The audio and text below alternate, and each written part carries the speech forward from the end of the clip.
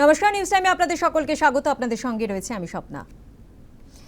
তারাতলা কাণ্ডে এবার কালীচরণ বন্দ্যোপাধ্যায় তার বাড়িতে সিটের আধিকারিকরা। তারাতলা কাণ্ডে ধৃত ওয়েসডির বাড়িতে সিটের আধিকারিকরা, ধৃতের বাড়িতে তল্লাশি অভিযান পুলিশের।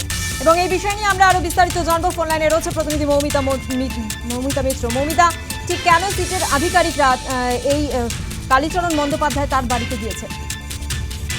দেখো, চলতি সপ্তাহে বৃহস্পতিবার প্রাক্তন মেয়র ফিরহাদ হাকিমের ওয়েসডি কালীচরণ বন্দ্যোপাধ্যায়কে গ্রেফতার করা হয় এবং তারাতলায় যে বিপর্যয়ের ঘটনা, সেখানে আমরা দেখেছিলাম যে খোদ মুখ্যমন্ত্রী শুভেন্দু অধিকারী তিনি তার মুখে কালীচরণ বন্দ্যোপাধ্যায়ের নাম শোনা গিয়েছিল এবং পুরসভা থেকে যে বিভিন্ন বিল্ডিং এর যে প্ল্যান পাস হয়ে থাকে সেখানে কালীচরণের হাত রয়েছে এবং সেখানে একাধিক দুর্নীতি হয়েছে বলে তিনি অভিযোগ করেন। এবং তার পরবর্তীতেই এই তারাতলা গোডাউন বিপর্যয় কাণ্ডে কালীচরণ বন্দ্যোপাধ্যায়কে গ্রেফতার করা হয় এবং ইতিমধ্যেই এই ঘটনার তদন্তে এসআইটি গঠন করা হয়েছে এবং সেই স্পেশাল ইনভেস্টিগেশন টিমের সদস্যরা ইতিমধ্যে পৌঁছে গিয়েছেন হাওড়ায় প্রাক্তন ওয়েসডি কালীচরণ বন্দ্যোপাধ্যায়ের যে বাড়ি, সেখানে যেটা মনে করা হচ্ছে যে ইতিমধ্যেই যেহেতু পুলিশ হেফাজতে রয়েছেন কালীচরণ বন্দ্যোপাধ্যায়, তাকে জিজ্ঞাসাবাদ করে যে তথ্য মিলেছে সেই তথ্যের সূত্র ধরেই আরো তথ্য প্রমাণ সংগ্রহের জন্যই সিটের আধিকারিকরা তার বাড়িতে পৌঁছে গিয়েছেন।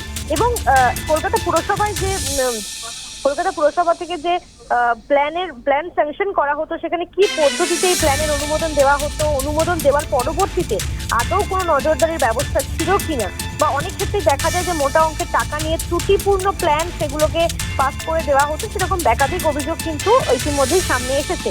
এবং কালীচরণ বন্দ্যোপাধ্যায়ের সুপারিশে এরকম অনেক প্ল্যান যেগুলো কিন্তু অনুমোদন দেওয়া হয়েছে, যেখানে দেখা যাচ্ছে যে বেশ কিছু ত্রুটি ধরা পড়েছে। এবং এই যে আর্থিক লেনদেনের অভিযোগ সামনে এসেছে প্ল্যান অনুমোদনের পরিপ্রেক্ষিতে, সেই টাকা সরাসরি কি কালীচরণ বন্দ্যোপাধ্যায় নিচ্ছেন নাকি হাত ঘুরে তার সহযোগীদের মাধ্যমে সেই আর্থিক লেনদেন হতো, এরকম একাধিক বিষয়ে কিন্তু তদন্তকারীরা ইতিমধ্যে কালীচরণ বন্দ্যোপাধ্যায়কে জিজ্ঞাসাবাদ করেছেন এবং সেক্ষেত্রে অনেক প্রশ্নের সদুত্তর এখনো পর্যন্ত মেলেনি বলেই পুলিশ সূত্র মারফত জানা যাচ্ছে। এবং সেক্ষেত্রে এই সমস্ত প্ল্যান পাস করানোর ক্ষেত্রে যে ধরনের নথিপত্র তৈরি করা হতো, সেখানেও কিন্তু কালীচরণ বন্দ্যোপাধ্যায়ের একটা বড় হাত ছিল। অর্থাৎ নিজের প্রভাবশালী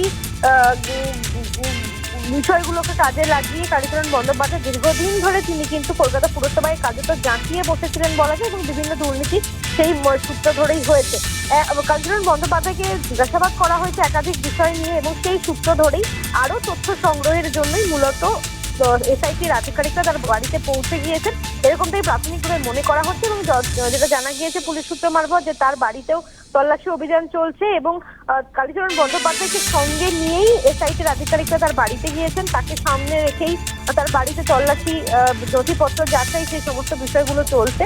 এবং সেক্ষেত্রে এই যে একাধিক যে ভুয়ো নথি তৈরি করা হয়েছে বা পুরসভার প্ল্যান স্যাংশনের ক্ষেত্রে যে সমস্ত নথিপত্র তৈরি করতে হতো, সেই নথি অর্থাৎ একেবারে ত্রুটিপূর্ণ সেই নথি, সেখানেও কিন্তু কালীচরণ বন্দ্যোপাধ্যায় এবং তার সঙ্গে আরো বেশ কিছুজন তারা জড়িত ছিলেন।